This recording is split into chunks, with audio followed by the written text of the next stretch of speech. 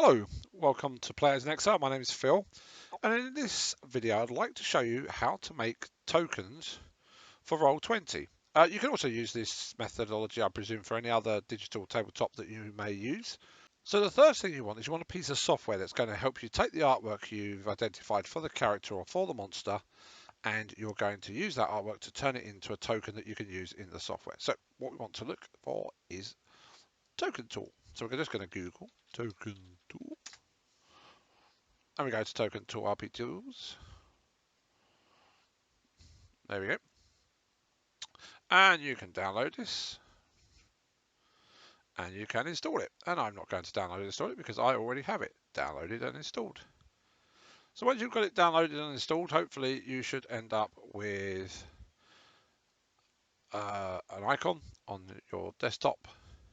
So once you have it downloaded and installed, you should end up with an icon on your desktop for Token Tool. And you can double click on it and run it, and the program will come up and look a little bit like this. Won't possibly have that same character artwork in it or that same border.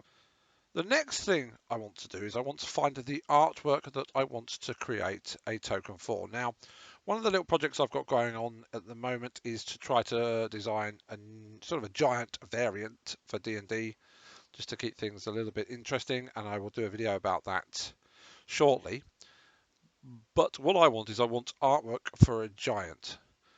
So if we go back to Google, what I've done is I've gone Fantasy Giant Art. Okay, this is in Bing, not in Google. My primary search engine is Bing. There's a reason for that. If you're interested, let me know in the comments and I'll let you know why.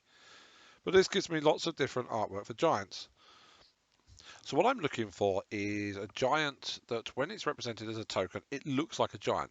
If I just make it a head of something, it could be anything.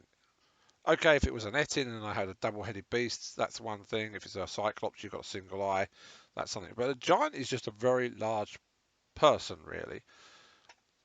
So this particular link here, if I click on it and I click on this, this takes me to Pinterest where someone's actually taken the time to collate lots of pictures of different giants that I can then scan through.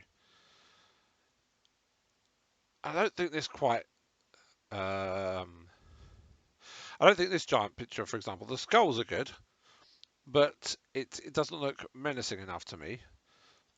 This just looks like an ogre. This looks like a troll.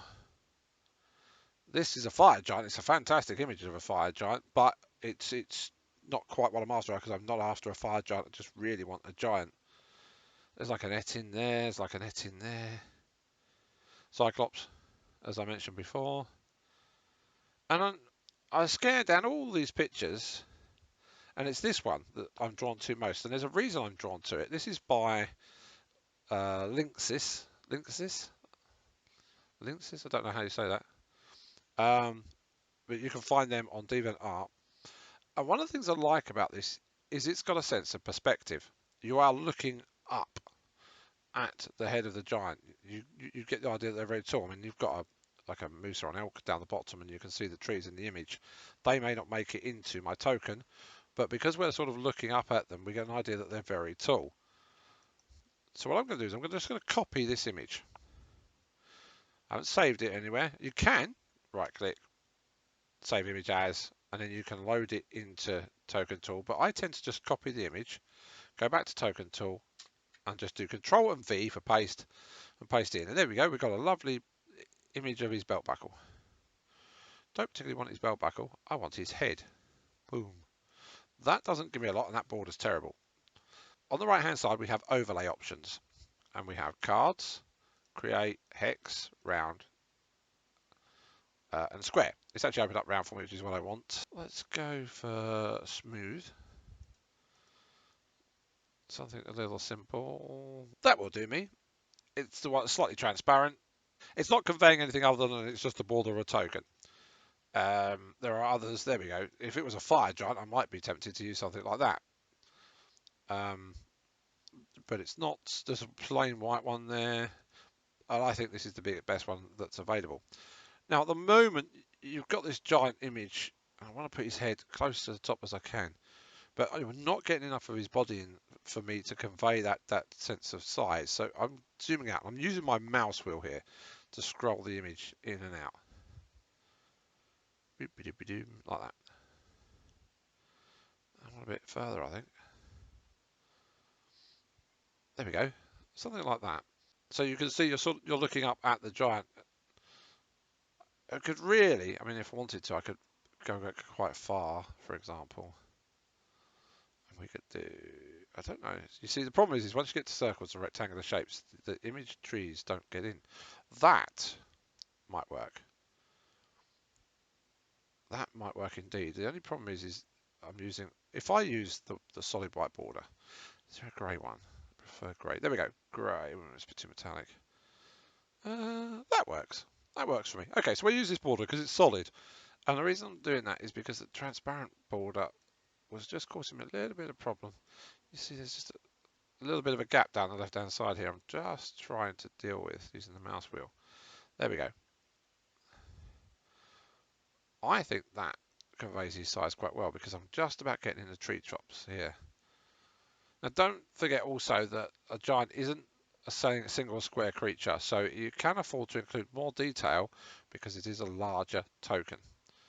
And that's something to consider. If it's a player character, you probably just want their head, or their head and a little bit of their chest.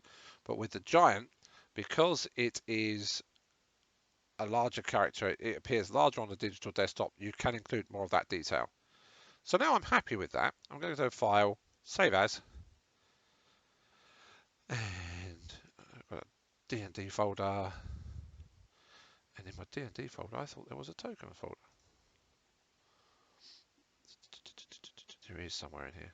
There it is, tokens. And I'm going to call him Marauding Giant.